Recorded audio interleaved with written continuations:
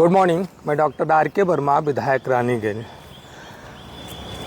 Private निजी विद्यालयों में छात्र छात्राओं और अभिभावकों को अब विद्या मंदिर की अनुभूति नहीं होती, अब वहाँ पर मॉल की अनुभूति होने लगी है। क्योंकि ऐसे विद्यालयों का पूरा ध्यान जूते, मोजे, ड्रेस को बेचने में लगा रहता है।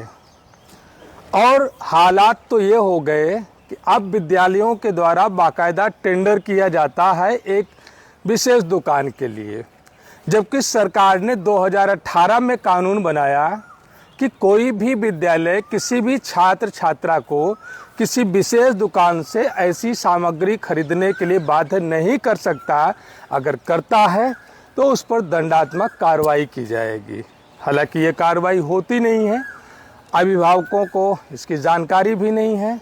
लेकिन सबसे बड़ी विडंबना यह है कि सरकार ने उसी कानून में एक व्यवस्था दी कि सभी ऐसे विद्यालय, खासतौर से कक्षा 1 से लेकर के 8 तक, जहां पर सबसे ज़्यादा शोषण होता है, NCERT की किताबें चलाने का निर्देश हुआ।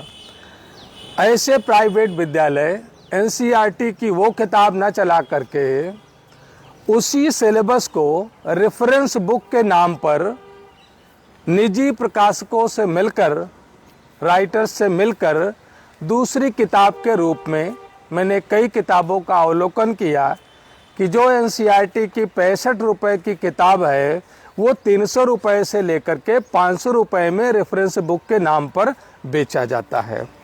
और बाध्य किया जाता है छात्र छात्राओं और अभिभावकों को कि फला दुकान से ही इसे खरीदना, या बहुत बार बहुत सारे विद्यालयों के कैंपस में भी विक्रय की सुविधा है। और उससे भी बड़ी विडंबना यह है कि प्राइवेट ऐसे विद्यालय हर वर्ष उस किताब का प्रकाशक बदल देते हैं, राइटर बदल देते हैं, जिसका परिणाम होता है कि एक ही घर के 3 बच्चे क्लास 1, क्लास 2, क्लास 3 में हैं, तो कोई भी बच्चा एक दूसरे की किताब उस क्लास में जाने के बाद नहीं पढ़ सकता। हर वर्ष उसको नई पुस्तक खरीदना ही पड़ेगा। इससे पर्यावरण का भी नुकसान हो रहा है, ज़्यादा पेड़ कटने पड़ रहे हैं और अभिभावकों पर आर्थिक बोझ भी पड़ रहा है।